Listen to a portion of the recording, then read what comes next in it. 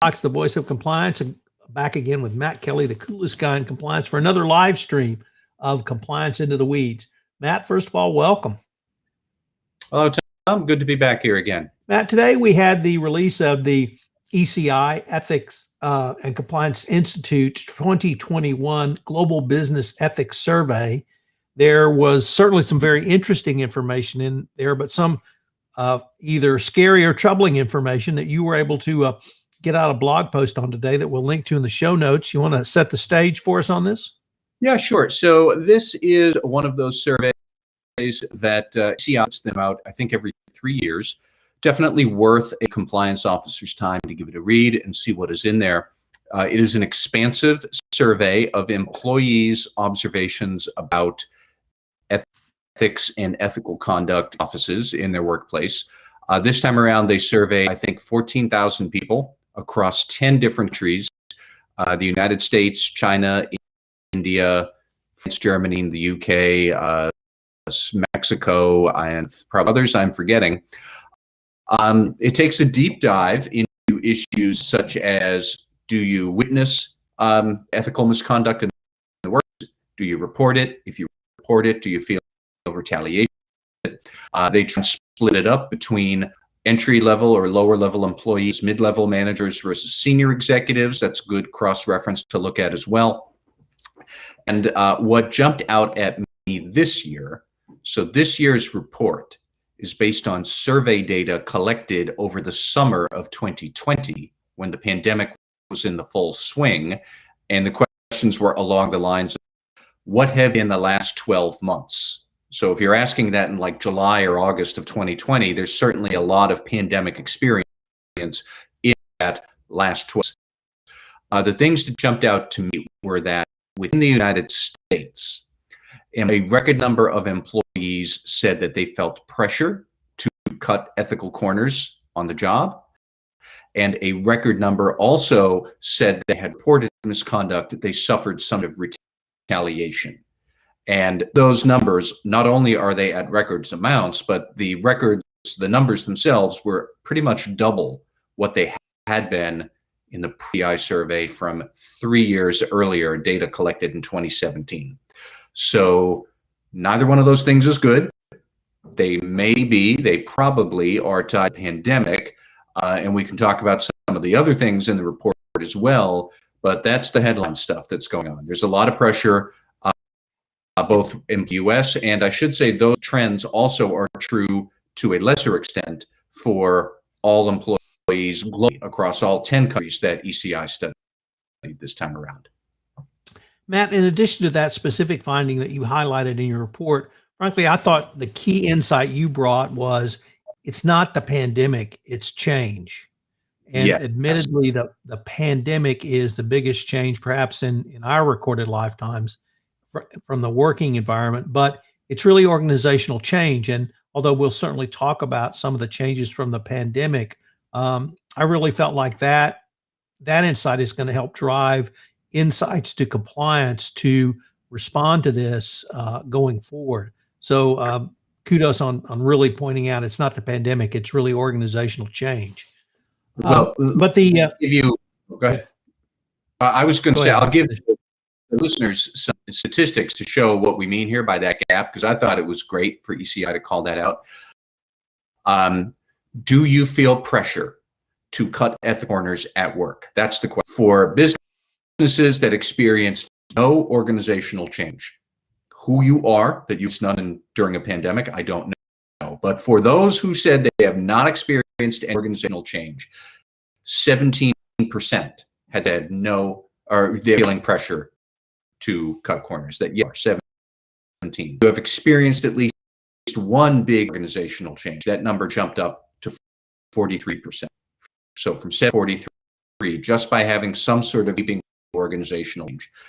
That was long before the pandemic, and we can talk about that too, but pandemic really brings it into sharp relief. There's some great stats there from ECI. Every type of ethics and issue, if you have experienced organizational change, that number is going to be worse. So that was the big through line.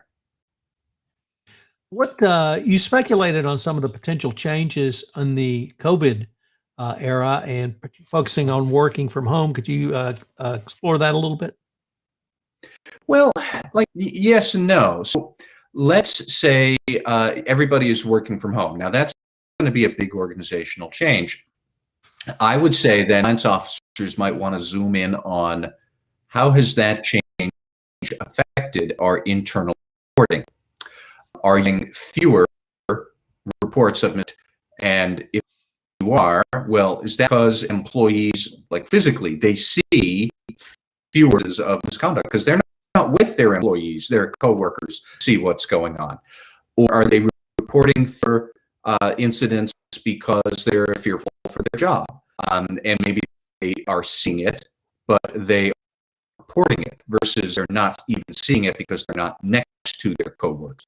Or is it possible that they are seeing more observations? Are they reporting more observations even though they're working from home? How would that work? And I mean, this is speculation on my, I think it's no secret that if you're not physically with someone, you might feel less loyalty and camaraderie with coworkers you're sitting next to. So maybe you are less likely to try to rationalize some misconduct you see your friends committing, and in person, geez, I want to report it. I'm going to tell these guys that's dumb, knock it off. But if you see with some disembodied username on a Slack channel for the employees, you don't know who that is. You see some sort of inappropriate statement, might you report it a bit more?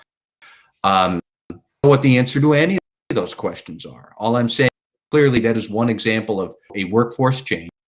The pandemic might suddenly alter the data and the patterns that you're getting in a compliance program. You need to figure out, is that happening?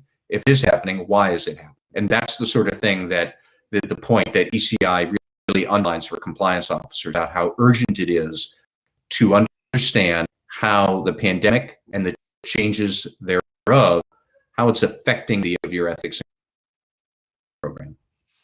There was also a fairly dramatic number around those employees who felt they had experienced retaliation, and a pretty big jump, or at least a statistically significant jump in that. Really, any thoughts around that as well?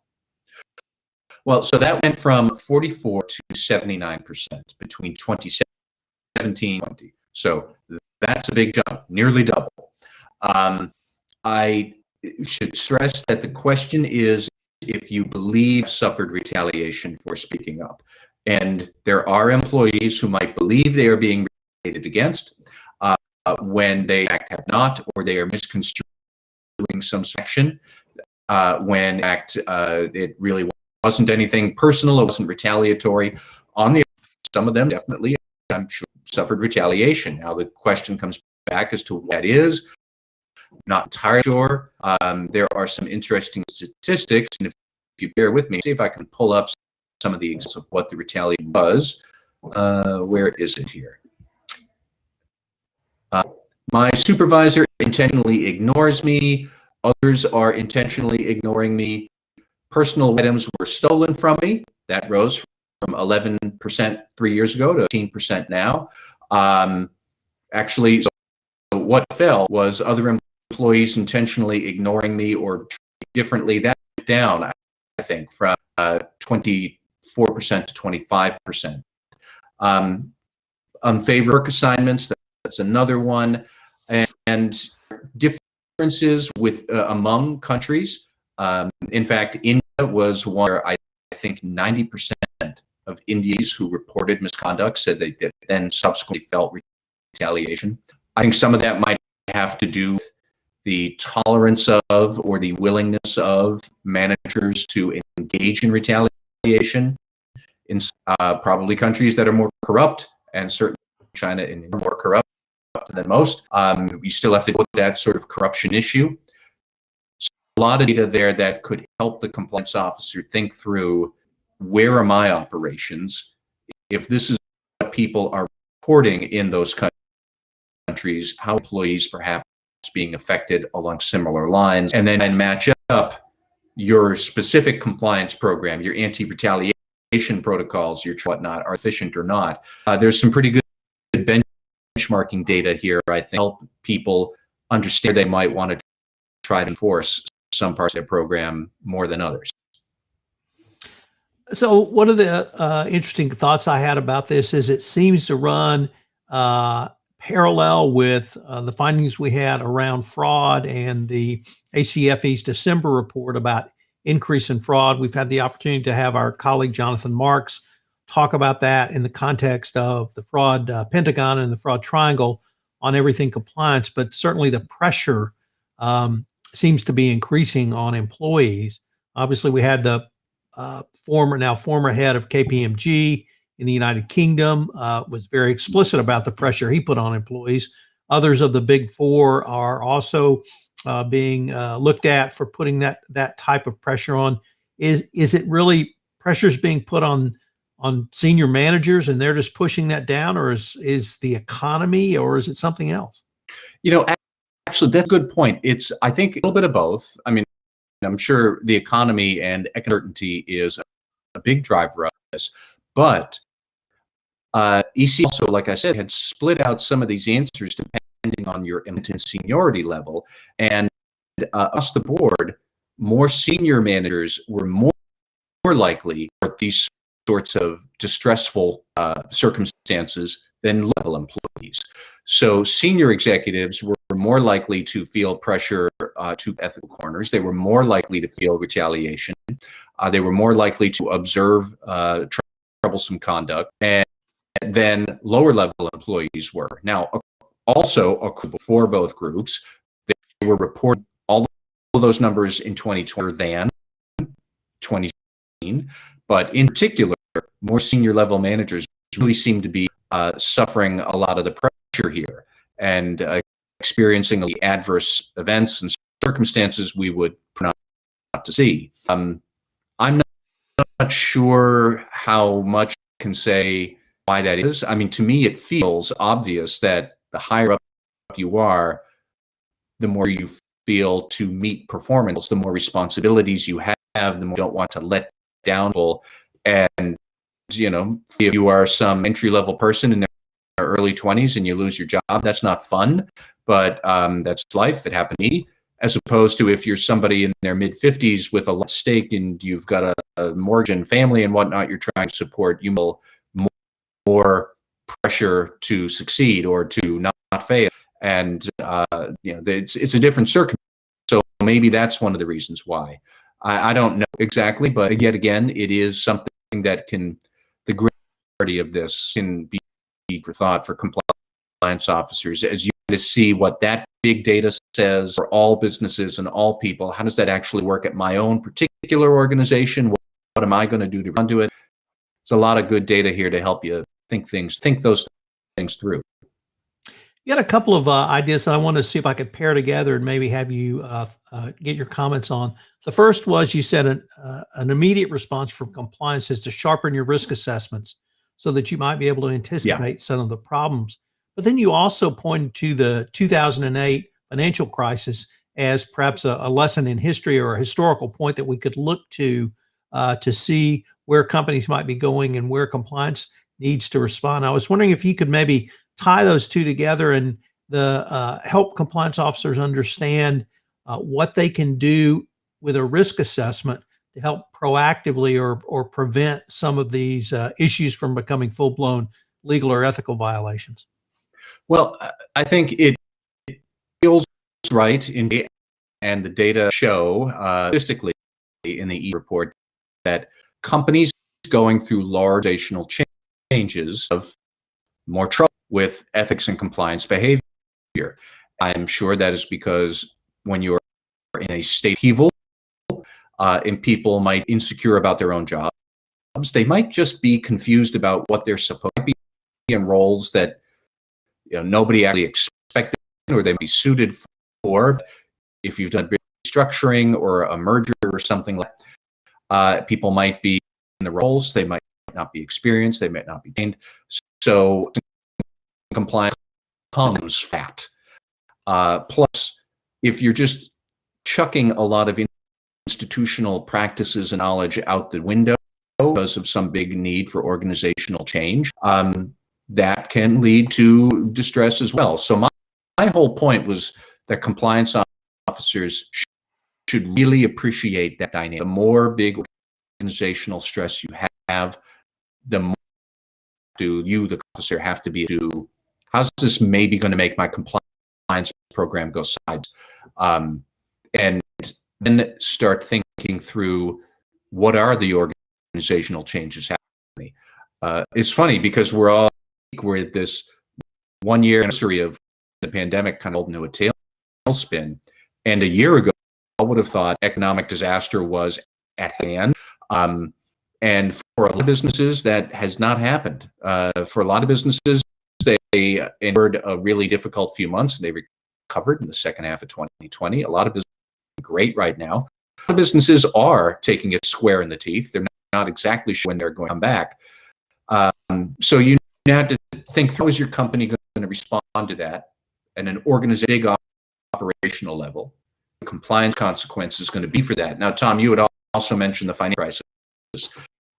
ECI did this thing that I loved in their report, where they looked back at the recessionary tactics that companies implemented in 2009, right after the financial crisis. So cuts, pay cuts, furloughs, slowdown, all sorts of stuff. Anybody who lived through that was not a time. But businesses that engaged in recession tactics in 2009 had lower enthusiasm for workforce and ethics 2 years later, compared to those that did not engage in those kind of tactics. So what might make good business sense in emergency can have profound ethics and compliance echoes and reverberations for years, long after the crisis has passed. And the 2001, but 2010 was much better, and 2011 and beyond were well on their way back to semblance of normal. So what we did in 2009 had some painful consequences for the long term. My question is, are we going to see something like that again now? Did we scramble in 2020 to implement tech reforms that might have found and long-lasting ethics and compliance consequences for years to come? Maybe not. It is not yet clear to me that the economy will be in a sluggish state much longer. I actually think that the vaccination program is going quite well in the U.S. I think that spending plan that the Democrats just passed over the weekend is really going to stimulate.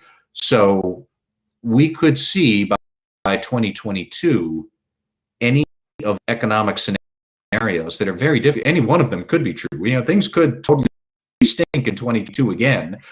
I think they're actually really good. They could be quite good where we're having an overheated economy. We're going to need to think through what's most likely to happen. How's my business going to respond to that? What's the C-suite and the board going to want to do? And how is that implications for my compliance over the long term? And then the more granular you get, the more statistic the ECI report can add. But those are kind of the big picture questions that I took away from the report. So one of the things we talked about early on in the pandemic was that companies needed to be vigilant, not to cut corners, not to override or circumvent controls so that they could get things done faster. Could some of this pressure that employees feel be from that sort of mentality? And if so, how do you reinstate controls, informal controls, so that your company is running in a manner that had your same effective controls before the pandemic went into full swing? Well, there's a couple of different ways to answer that question. So, for example, I think management at a lot of companies 1 year ago, they did override a lot of their controls, and probably wisely, because we all had to send all of our workforces home like over a weekend and then start working in your bedroom on your own Wi-Fi network. A lot of cybersecurity and privacy and data integrity policies and controls and practices that could be short-circuited. And that's not wrong. If you had to panic in emergency circumstance and do that. Now, that's not the same as the ethics and compliance controls we normally think of around proper accounting, proper documentation. Some of that could probably have been complicated and slowed down. Like, how would you get proper documentation from somebody who suddenly is not available? Other issues like that. I think we have made strides to recovering from those kind of jury-rigged whatever work we can keep the lights on throughout April, May of 2020. That's now a full year ago. I think we've receded a lot of. I don't know. Does that answer your question, Tom? I feel like you asked me two, and then I got what the second one was. Well, let me move on to some other changes that I think we all are going to experience in Q2 of this year and perhaps throughout the rest of 2021 is return to work and return to travel. And how would you suggest a compliance officer, if not assess those risks, maybe think through what are the compliance angles to them? Well, I mean, I think you would have to assess the return to work by paying close attention to are the regulations applying to people, some of whom are my workforce, my customers, some of whom are my business partners, but what are the health and safety rules that are applying to where we do business right now, and how are we going to integrate those into our daily operations? I think that's going to be very chaotic for the next quarter or two. Tom, I think we talked about this a couple of weeks ago on a podcast where the CDC had just started saying that people with COVID vaccinations now no longer needed to quarantine. And that was if they came into contact with somebody who did have the virus. That was the first instance of the CDC saying people who are vaccinated get special privileges, the rest of us do not. And now just today, they announced even more privileges that people who are vaccinated can enjoy. They can gather in small groups. If you're all vaccinated, you don't need the mask. You don't need the social distancing. In theory, you could wind up having departmental meetings for people who are all vaccinated. Are you really going to do that? Are you really going to have people wearing, I don't know, wristbands at the door and then zoom in the people who aren't vaccinated? Are you going to bother with that at all? You'll have to think through those kind of questions.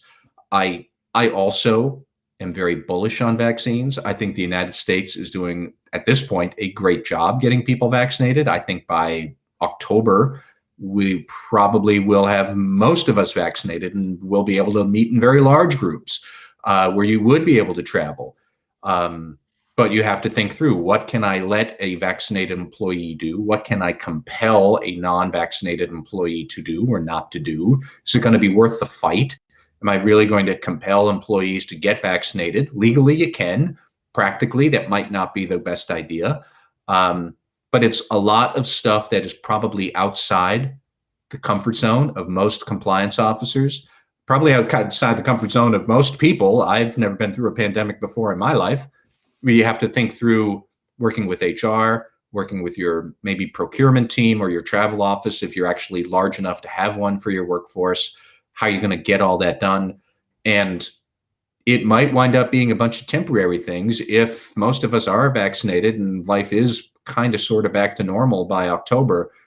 A lot of the confusion right now is not going to be there in October. So I'm optimistic. I think it's going to be a turbulent ride.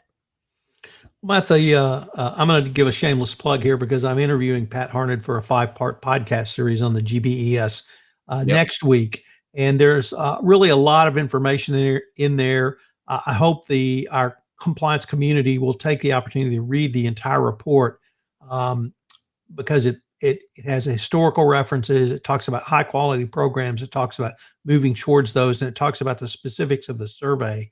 And I can't emphasize enough the 2 points you raised in your blog, which was if you have organizational change, that's when you're going to have a change in the pressure dynamic. But also, you have to sharpen your risk assessments. You have to get ahead of this and try to determine what the compliance perspectives is or will be.